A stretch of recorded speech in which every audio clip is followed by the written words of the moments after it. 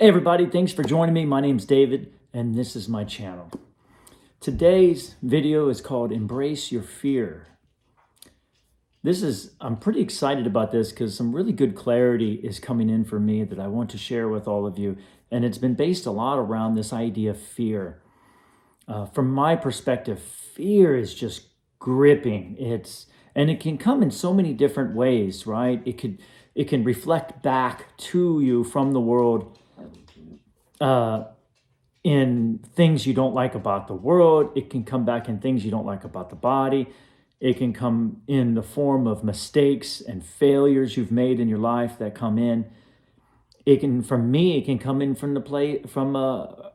different places, from being in certain places and having anxiety or some kind of push against you from that perspective.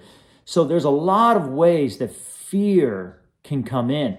And it always does the same thing. It makes us feel like we want to get out. Somehow, I don't like this. I'm not happy. I wish this wouldn't have happened. And sometimes it'll get your mind thinking about how to get out, how to figure it out, or where to push against, or it's their fault, and blame and projection and so forth and so on. So the mind's very active when we're caught up in fear, that's for sure.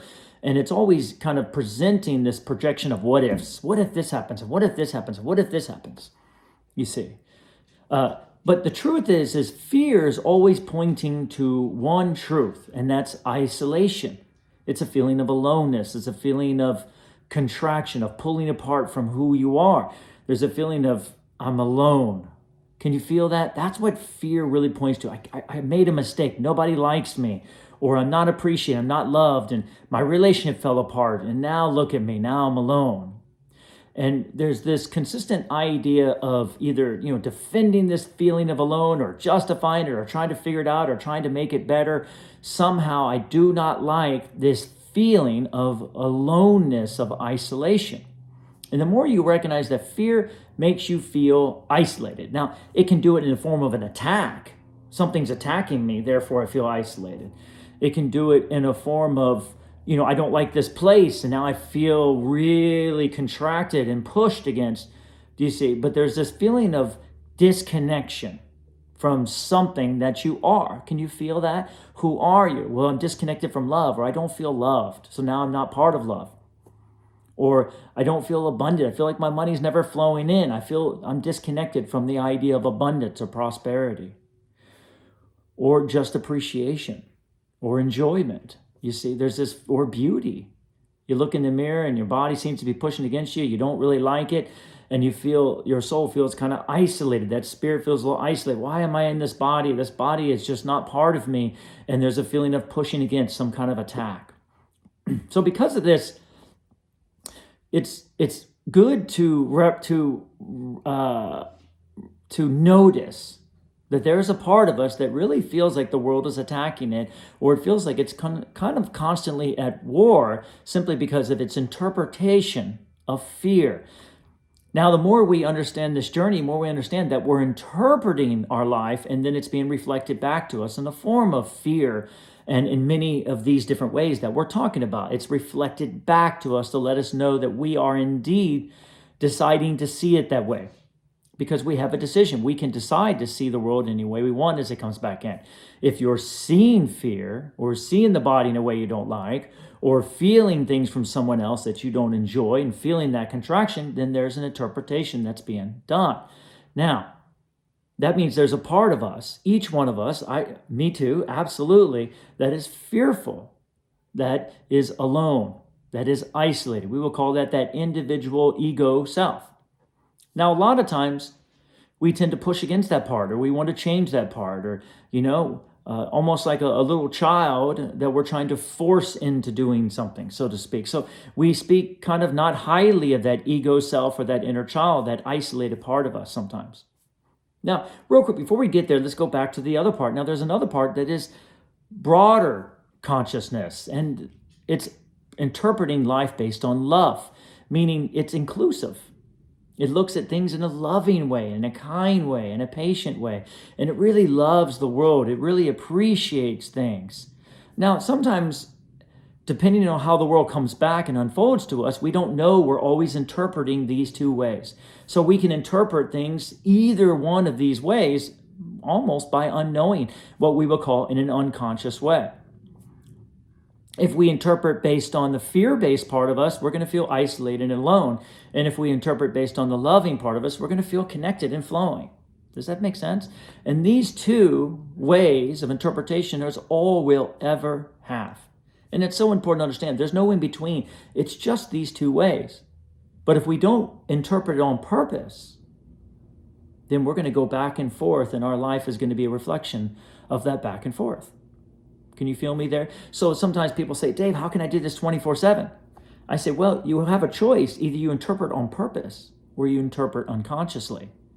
But either way, you're going to interpret and then get the reflections back. So if you want your life to be a good life, then absolutely self-control, that idea of understanding where your interpretation lies, is the key to self-realization, to happiness, to peace, to joy, to contentment, and satisfaction in your life, to the connection of your inner being, because your inner being is holding that high vibration and that frequency. And our interpretation decides if we're going to match it or at least align with it or not. Does everybody get that? So these two ways. So from this perspective, I've learned something, and I want to share this so much because it's been so valuable for me in my life, is I embrace my fear instead of pushing against it. And this is so big. It's that Tai Chi understanding of allowing your opponent in, and therefore it becomes not an opponent. It doesn't even become a threat. You allow it into your center. And that's what I've learned in my life is I have fearful things that happen to me all the time, and I stop and I give it love. I embrace and love my fear. Almost like that part of me that's fearful is, remember, what is fear? Fear is loneliness. Fear is a feeling of alone. It's pulling yourself apart from yourself so much that you're just getting more and more alone, more and more away from source. Yes, there's different ramifications and different ideas that come from that, but it doesn't disguise the fact that it is a feeling of aloneness. So here we are feeling alone. That means there's a part of you that feels alone. And that means there's a part of you that doesn't, that feels connected and feels flowing. I look at it, there's an inclusive part, a part of me that just wants to include everything. When I'm in my highest vibration, I want to go around the world and just tell them, even if they have good shoes, I love your shoes. Wow, I love your hair. Oh, I love that. It's just this consistent idea of just wanting to give and give and give in order to receive back. But when I feel alone, or I feel fearful, I kind of want to push everything away. So I've learned, take one part and embrace the other part. You feel me? Does that make sense? So on purpose, I got you. I got you. I appreciate you. I feel your loneliness. I feel your fearfulness. And I'm letting you know that I am here for you. Wow. Can you feel the power in that? Is it possible that we are our own answer to everything in our life? We put our abundance in money and say, I need money. But in reality, you are your own abundance. I got you. I enjoy you. I love you. It goes back to the same idea we were talking about before of giving myself what it is I'm missing. Negative just means missing. What is it missing? It's missing the positive. You see, negative is always just missing positive. Electricity can't run without both. If you have just a negative, it's missing the positive. You see? So that idea of looking out in the world and seeing what's missing and then isolating yourself in the process based on an interpretation you're doing mostly unconsciously. But we can be conscious in the moment after we feel that negative fear and then say, oh, I'm missing my own love and appreciation.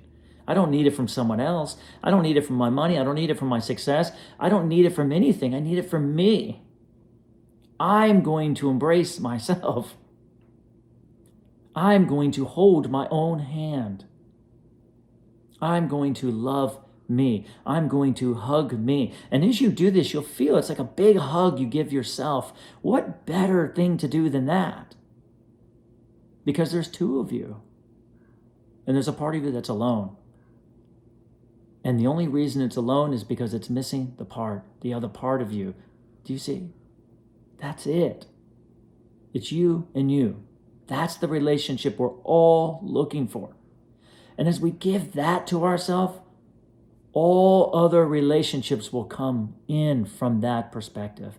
Do you see? But until we give it to ourselves, all your relationships are going to start reflecting back what you're missing. Does that make sense? What are you missing? You're missing you. If I wake up and my shoulder, oh, God, I got you. I got you. It's okay. We are together in this. Don't push against it. Invite it in. It's lonely. It's hurting. It's letting you know that it's alone. I got you. I'm going to take care of you. I'm going to be there for you. I'm going to be my best friend. I'm going to be my best lover. Why not? Watch how it feels. It feels good. No one else could ever give that to you. Not even your body can give that to you, but you can give it to yourself. You see? If the money's not flowing in, sit back and say, that's okay. I got you. All is well, because I'm here to take care of you. And maybe it's not the money that we need so much, but it's our own appreciation and love for ourselves. I got you. Those two vibrations are the only thing that matters in your life. When those two come together, that's what Jesus was talking about when he said, seek the kingdom of God. Seek the kingdom of God within. That's you. You. Seek you. Bring those two parts of you together. And from that part, all things will be added upon. So yes, I still have fear and loneliness all the time. And when I do, I stop and I put my hand and I just go, you know what? I can be humble enough to know that I'm missing myself, that I need my own love, my own appreciation. I need to give to me. You've got this, Dave. I love you. I appreciate you. I enjoy you. I don't need to ignore myself or push against myself. Any form of separation that comes in my life, I stop. I embrace it. It's okay. It's okay. That seems to be missing in my life. I got the answer. All is well. Everything's working out for you. I got you. I'm going to be here for you no matter what. I refuse. So adamant here. Can you feel so passionate? I refuse to abandon myself. I know what it's like for other people to abandon me. Most of us do. But it doesn't mean you have to abandon yourself. You see? It's you that you're missing. I've learned anything I seem to lose or anything that seems to be pushing against me, I've had both sides. I sit back and in that moment say, I got you. I got you. And I always feel better. From my perspective, I encourage you to do it for yourself. I feel better. That's got to mean something. Perhaps I am the answer that I've been looking for. I got to believe in me. I got to appreciate me. I got to believe in my journey. I got to believe in where I've been. I got to believe in what I've learned and how I've grown. But most importantly, I got to be here for me. That's the idea of this. Bring your hands together. I love doing this. This is me and me. I love you. I love me. I enjoy me. All is well. I am your biggest fan. I am your biggest fan. And during your darkest moments, I will be there to hold you. And I will be there to be there for you. See, Jesus was there for all of them. But think about it. He was there as a reflection to let them know they can be there for themselves. You see? I will wash your feet. I will be there for you. I will love you. I will remind you that you're not guilty. I will remind you that you haven't sinned. I will remind you that you have mercy. And I will remind you that you have grace. You see, he's there as a reflection that we can each be there for ourselves. I will give you grace. I will give you the love that you deserve. I will give you what you're looking for. I will be the other part of the yin for your yang. Do you see? It's you. Is it possible that it's you that you're looking for in every aspect of your life? And then from that place of completion. Can you imagine?